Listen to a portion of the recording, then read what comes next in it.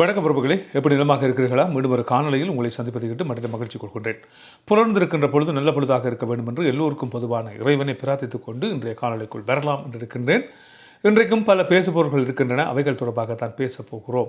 எங்கே நாங்கள் வாழ்ந்து கொண்டிருக்கின்றோம் என்று சிந்திக்க வேண்டிய ஒரு காலகட்டத்துக்கு இன்றைக்கு உலகம் எங்களை கொண்டு வந்து விட்டிருக்கிறது என்று தான் சொல்ல வேண்டும். அந்த வகையான செயற்பாடுகள் தான் இப்பொழுது இடம்பெற்று கொண்டிருக்கிறது. பல்வேறுபட்ட விடயங்கள் இன்று பேசுபொருளாக மாறி இருக்கின்றன. கொலைகள், கொள்ளைகள் என்று பல்வேறுபட்ட விடயங்கள் இப்பொழுது இடம்பெற்று கொண்டிருக்கின்றன.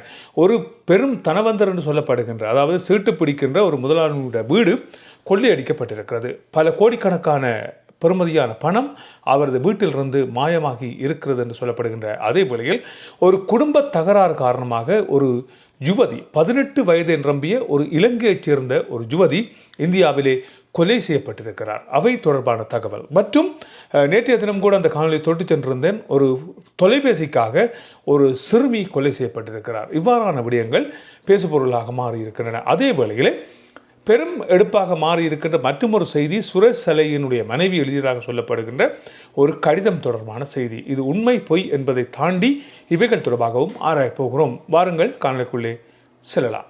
இந்தியாவில் விழுப்புரம் பகுதியிலே வாழ்ந்து வருகின்ற இலங்கையைச் சேர்ந்த ஒரு 18 வயதான யுவதி ஒருவர் கொலை செய்யப்பட்டிருக்கிறார் என்கின்ற அதிர்ச்சிகரமான செய்தி இந்திய ஊடகங்களிலே பெரும் பரபரப்பை ஏற்படுத்தியிருக்கிறது. விழுப்புரம் பகுதியில் வாழ்ந்து வருகின்ற இந்த 18 வயதான யுவதி சென்னைக்கு அவரது நண்பர்களின் அழைப்பின் பேரில் வந்திருக்கிறார். வந்தவர் அங்கிருக்கின்ற தனது நண்பர்களோடு ஒரு மதுபான விருந்தகம் என்று சொல்லப்படுகிறது அந்த நிலையத்துக்கு வந்து அங்கே ஆட்டம் பாட்டமாக இருந்திருக்கிறார்கள். இவ்வாறு இருந்திருக்கின்ற அந்த நிலையிலே அவர்களுக்கு இடையிலே, அதாவது இவர்களுக்கும் இன்னொரு தரப்புக்கும் இடையிலே வாய்த்தர்க்கம் ஏற்பட்டு அவை கைகலப்பாக மாறி பெரும் பிரச்சனையாக மாறியிருக்கிறது. அதன் பிற்பாடு அந்த பப்பிலே இருந்த பவுன்சர்ஸ் என்று சொல்லப்படுகின்ற நபர்களால் இவர்கள் வெளியேற்றப்பட்டிருக்கிறார்கள். வெளியே வந்த வேளையில் இவர்கள் மதுபான சாலைக்கு வெளியே வந்தும் இவர்கள் முட்டி மோதி கொண்டிருக்கிறார்கள். அதன் ஒரு கட்டமாக சண்டை முடிந்து இவர்கள் மோட்டார் சைக்கிளிலே பயணித்திருக்கிறார்கள். 17 வயது நிரம்பிய சிறுமி ஒருவரும் இவரது மோட்டார் சைக்கிளின் பிற்பகுதியில் இருந்திருக்கிறார்கள். இவர்கள் இருவரும் நண்பர்கள் என்று சொல்லப்படுகிறது. இவ்வாறு பயணித்துக் கொண்டிருந்தவர்களை பின்னால் காரில் வந்தார்கள் என்று சொல்லப்படுகின்ற, ஏற்கனவே இவர்களோடு சண்டையிட்ட அந்த கும்பலைச் சேர்ந்தவர்கள் 8 பேர் அந்த காரிலே இருந்திருக்கிறார்கள் என்று இந்திய ஊடகங்கள் தகவல் தெரிவிக்கின்றன. அவர்கள் இந்த மோட்டார் சைக்கிளிலே பயணித்தவர்கள் மீது மோதி அந்த இடத்திலே ஒரு விபத்தை ஏற்படுத்தி இருக்கிறார்கள். அந்த இடத்தில் 18 வயதான அந்த யுவதி அந்த இடத்திலேயே உயிரிழந்திருக்கிறார் என்றும் அவரை காப்பாற்ற முடியவில்லை என்றும் தெரிவிக்கப்பட்டிருக்கிறது.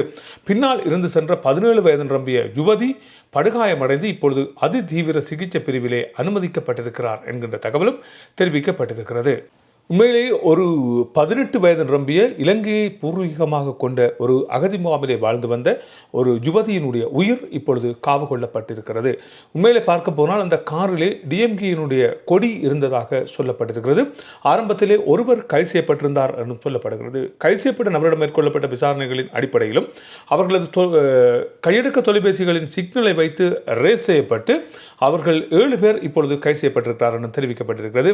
இதே வேளையில் கைது செய்யப்பட்ட நபர்களிடம் மேற்கொள்ளப்பட்ட விசாரணைகளில் எதற்காக இந்த கட்சியினுடைய கொடி இதிலே வந்தது என்ற தொடர்பான விசாரணைகளும் மேற்கொள்ளப்பட்டிருந்தன. ஆரம்பத்திலே இவை ஒரு கட்சியைச் சேர்ந்த நபர்களாக இருக்கலாம் என்று சந்தேகம் வெளியிடப்பட்டிருந்தாலும் கூட அவர்களிடம் மேற்கொள்ளப்பட்ட விசாரணைகளிலே தங்களது மாமனாருடைய காரைத்தான் தாங்கள் எடுத்து வந்ததாகவும், மாமனார் ஒரு கட்சி அரசியல்வாதி என்பது போன்றும் தகவல்கள் தெரிவிக்கப்பட்டிருக்கிறது. எனவே அரசியல் கட்சிக்கும் இந்த கொலைக்கும் எந்த விதமான சம்பந்தம் இல்லை என்று சொல்லியும் மதுபான சாலையிலே ஏற்பட்ட ஒரு பிணக்கு காரணமாகத்தான் இந்த கொலை இடம்பெற்றிருக்கிறது என்பது போன்றும் தகவல்கள் தெரிவிக்கப்பட்டிருக்கின்றன. எது எப்படி நடந்திருந்தாலும் கூட ஒரு 18 வயது நிரம்பிய ஒரு யுவதி அநியாயமாக படுகொலை செய்யப்பட்டிருக்கிறார் என்கின்ற விடயம் பெரும் அதிர்ச்சியை இந்தியாவில் மட்டுமல்ல இலங்கையிலும் ஏற்படுத்தியிருக்கிறது. ஆரம்பத்திலே இலங்கை யுவதி கொலை செய்யப்பட்டிருக்கிறார் என்று சொல்லப்பட்டிருந்தது. இலங்கையை பூர்வீகமாக கொண்டவர் இந்தியாவிலே வாழ்ந்து வருகிறார். யான்சி என்று சொல்லப்படுகின்ற ஒரு பெண் தான் இவ்வாறு கொலை செய்யப்பட்டிருக்கிறார். இப்பொழுது விசாரணைகள் இடம்பெற்று வருவதாகவும் தெரிவிக்கப்பட்டிருக்கிறது. விசாரணையின் முடிவில் தான் என்ன இடம்பெறுகிறது என்பதை நாங்கள் பார்த்துக் கொள்ளலாம். அடுத்த விடயம் தான் நேற்றைய தினம் கூட நான் செய்திக்குறிப்பில் சொல்லியிருந்தேன். இந்த ஏறாவூர் பகுதியில் இடம்பெற்றதாக சொல்லப்படுகின்ற ஒரு 14 வயது சிறுவனிடத்து கைதாக இருக்கிறது. தனது சகோதரியை கொலை செய்தார் என்று சொல்லப்படுகின்ற அந்த சிறுவன் ஒரு தொலைபேசிக்காக இந்த கொலை இடம்பெற்றிருக்கிறது. அவை தொடர்பாக நேற்றைய தினம் விரிவாக பார்த்திருந்தோம். இப்பொழுது 15 வயது சிறுவன் கைது செய்யப்பட்டு விசாரணைகள் மேற்கொள்ளப்பட்டு வருகிறது. ஏனென்று சொன்னால் எவ்வாறு தங்கையை கொலை செய்தார் என்பது தொடர்பான விசாரணைகள் இப்பொழுது இடம்பெற்று வருவதாக தெரிவிக்கப்பட்டு இருக்கிறது. இன்றைய தினம் யாழ்ப்பாணத்தில் பெரும் பரபரப்பை ஏற்படுத்திய ஒரு சம்பவம் ஒன்று இடம்பெற்றிருக்கிறது. என்னவென்று சொன்னால், ஒரு சீட்டு முதலாளி ஒருவருடைய வீட்டிலிருந்தும் மற்றொரு வீட்டிலிருந்தும் பெருந்தொகையான பணம் கொள்ளையிடப்பட்டிருக்கிறது. 1,25,00,000 ரூபாய் பணமும் அதே வேளையில் மற்றொரு வீட்டிலிருந்து 25 பவுன் தங்க நகைகளும் கொள்ளையிடப்பட்டிருப்பதாக தெரிவிக்கப்பட்டிருக்கிறது. சீட்டு ஒன்றினை நடத்தி வருகின்ற ஒரு முதலாளியின் வீடு குறிவைத்தே இவ்வாறு இந்த திருட்டு இடம்பெற்றிருப்பதாக தெரிவிக்கப்பட்டிருக்கிறது. வல்வெட்டித்துறை பகுதியில் இடம்பெற்றதாக சொல்லப்படுகின்ற இந்த சம்பவம் தொடர்பாக தெரிய வருவதாவது, வல்வெட்டித்துறை பகுதியில் இருந்ததாக சொல்லப்படுகின்ற ஒரு சீட்டு உரிமையாளர், அதாவது சீட்டு ஒன்றினை நடத்தி வருகின்ற ஒருவரது வீட்டில் இருந்துதான் இந்த பணம் களவாடப்பட்டிருப்பதாக தெரிவிக்கப்பட்டிருக்கிறது. நேற்றைய தினம் அவரது வீட்டில் சீட்டு கூறுவதற்கான பணங்கள் சேகரிக்கப்பட்டு வைக்கப்பட்டிருந்தன என்று சொல்லியும், அந்த பணங்களை வீடுடைத்து, அதாவது வீட்டினுடைய சமையலறை கண்ணாடி உடைக்கப்பட்டு அதனூடாக உள்நுழைந்த திருடர்கள் 1,25,00,000 ரூபாய் பெறுமதியான பணத்தினை கொள்ளையிட்டிருக்கிறார்கள் என்று தெரிவிக்கப்பட்டிருக்கிறது. இவை தொடர்பாக பருத்தித்துறை போலீஸ் நிலையத்திலே முறைப்பாடு மேற்கொள்ளப்பட்டிருப்பதாகவும் தெரிவிக்கப்பட்டிருக்கிறது. அதே வேளையில் உடுப்பிட்டி பகுதியில் இருந்ததாக சொல்லப்படுகின்ற ஒருவரது வீட்டில் இருந்த 25 பவுன் தங்க நகைகள் களவாடப்பட்டிருக்கின்றன. வீட்டு உரிமையாளர் அதிகாலையில் எழுந்து பார்த்த வேளையில் வீட்டு முன்கதவுகள் திறக்கப்பட்டிருப்பதாக தெரிவிக்கப்பட்டிருக்கிறது. எனவே மயக்கம் போன்ற மருந்துகள் ஏதோ தூவப்பட்டு இவர்களது வீட்டின் மீது இந்த களவு இடம்பெற்றிருப்பதாக தெரிவிக்கப்பட்டிருக்கிறது. இந்த இரண்டு சம்பவங்களும் பெரும் பரபரப்பை ஏற்படுத்தியிருப்பதாக தெரிவிக்கப்பட்டிருக்கிறது. இவைகள் தொடர்பாக போலீசார் இப்பொழுது விசாரணைகளை மேற்கொண்டு வருகிறார்கள். எந்த விதமான சந்தேக நபர்களும் இதுவரை கைது செய்யப்படவில்லை என்று தெரிவிக்கப்பட்டிருக்கிறது. இவ்வாறான சம்பவங்கள் பெரும் பரபரப்பை ஏற்படுத்தியிருக்கிறது. ஒரு பக்கம் கொலைகள் இடம்பெற்றுக் கொண்டிருக்கின்றன, இன்னொரு பக்கம் இவ்வாறான சம்பவங்கள் இடம்பெற்றுக் கொண்டிருக்கின்றன.